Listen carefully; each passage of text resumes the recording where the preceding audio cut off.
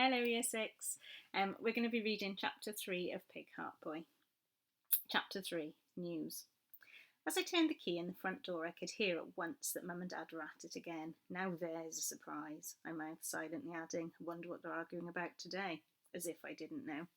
Shutting the door quietly behind me, I tiptoed through the hall to the living room door. I won't allow it, Mum raged. I recognised that tone of voice. It burnt like a laser. I winced, aware of how my dad would react to it. I wasn't wrong. Don't talk to me like that. I have some say in this too. I've weighed up all the consequences. I've listed all the pros and cons. We don't have any other choice. We? This has nothing to do with us. You went ahead and did this all on your own, as usual.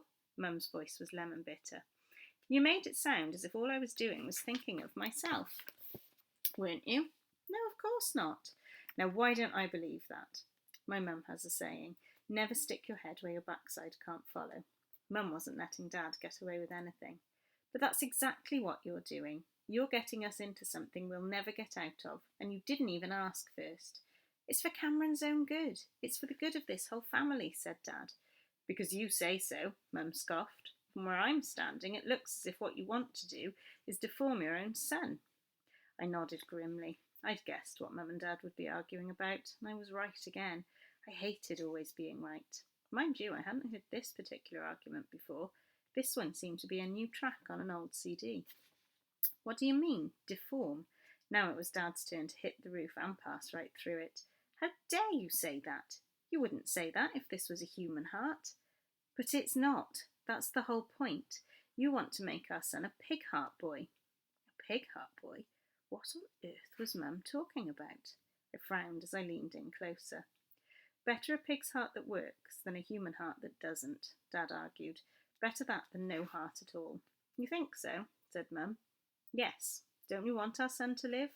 A slap, like the crack of a whip, made me flinch as if Mum had slapped me instead of Dad. Silence echoed through the house. I'll never forgive you for saying that to me. Never. Although Mum's voice held quiet fury, there was more than a little hurt in it as well. I love Cameron desperately. I'd do anything for him. Anything. If I could give him my own heart, I would. But I won't let you use him like this. Kathy, don't you think I've thought about this? Said Dad. Don't you think I've lain awake at nights thinking about this? I've thought of nothing else but Cameron for the last 2 years. Our son has a year to live at most. There aren't enough human organs to go around, so we have a simple choice. We can allow our son to have a pig's heart, or we can watch him die. You'd really let them implant a pig's heart into our little boy? I don't want to see him die, Dad interrupted, and I've been reading up about it. The doctors have been using pig valves in heart surgery for years. A valve is different to the whole heart, Mum argued. Not so different. They use pig skin for skin grafts on humans. Pig insulin is supplied to diabetics. Pig's heart valves are used all the time, so why not use the whole pig's heart? It's not the same, Mum insisted. How's it different? Well, if you don't know that, I can't tell you. Look, this is Cameron we're talking about here. Our son, our only child, said Dad. I leaned against the wall and looked down, way down past my feet, past the carpet, to a place far, far below me, where I was totally alone. My stomach was churning like a liquidizer. Beads of sweat prickled on my forehead like hot needles. A pig's heart. What was the phrase Mum had used? Pig heart boy. Kathy, it's not as if they go to the nearest pig farm and pick out any old pigs. They have pigs that have been especially bred for this. And that makes it all right, does it? Asked Mum bitterly. Yes, it does. That's the whole point, Dad replied.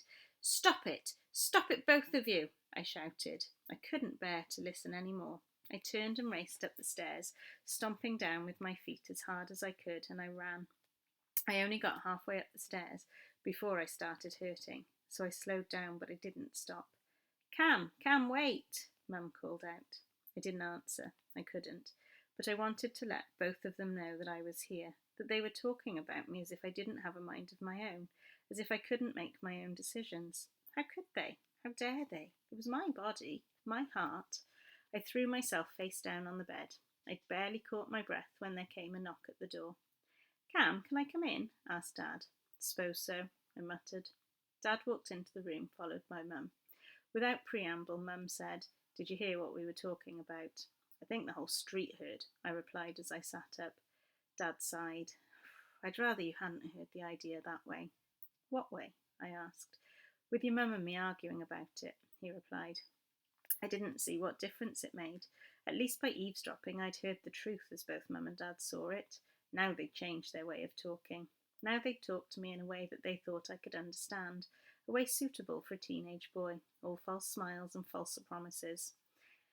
Cam, Dad began, as he sat down on the edge of my bed. Cam, a few months ago I wrote to a man, a doctor called Dr. Richard Bryce. I looked across at Mum, who was leaning against the door. Who's he? He was a surgeon, but now he's an immunologist specialising in transgenics. Huh? What's that? What's transgenics? Transplanting the organ of one species of animal into another. Why would they do that? Well, because there aren't enough human organ donors, Dad explained carefully.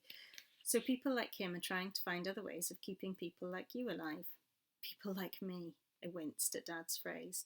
I mean, people who need hearts or kidneys or livers to have a decent quality of life, Dad added. I said slowly, so you want me to have a pig's heart? I want you to have a heart that will allow you to do all the things you want to do. All the things a boy of your age should do. And that's where Dr. Bryce comes in. Transplants are his area of expertise. I wrote to him via a newspaper to tell him about you and your case. I thought he might be able to do something to help. I also sent him a letter of permission so that he could get your notes from our doctor in the hospital. Why didn't you tell me before? Well, I didn't know if Dr. Bryce would be able to help you, and I didn't want to raise your hopes only to see them dashed again. We've been down this road twice before when we thought you'd be able to get a heart transplant from a human donor. Do you remember? Yes, I remember. How could I forget? Once I'd even got as far as the hospital, only to be turned back. A greater emergency had required the heart. I'd been pipped at the post. Mum and Dad were furious. They stood and ranted at the hospital staff for a good 30 minutes. It wasn't their fault. The heart had been diverted to another hospital, and there was nothing they could do about it. And then Mum had burst into tears. No, I wasn't about to forget that little episode, not if I lived to be 90. I sighed. Dad, I still wish you'd told me. Don't worry about it, Cam, he didn't tell me either, Mum piped up from the door. I looked at her. She was so unhappy, so tired and unhappy. This is what I was doing to her, doing to my family, tearing them apart. So what's happened? Has Dr. Bryce agreed to do the heart transplant then? I asked. It's not that simple. Dad shook his head. Dr. Bryce has agreed to come and see us to talk about it. I certainly wouldn't agree to it without talking to you first. So when does Dr. Bryce want to see me? Dad looked from me to Mum and back again. He's coming to see you tonight. Okay, that's the end of chapter 3. Mr. Oldfield will read you chapter 4 next time. Bye everyone, stay safe.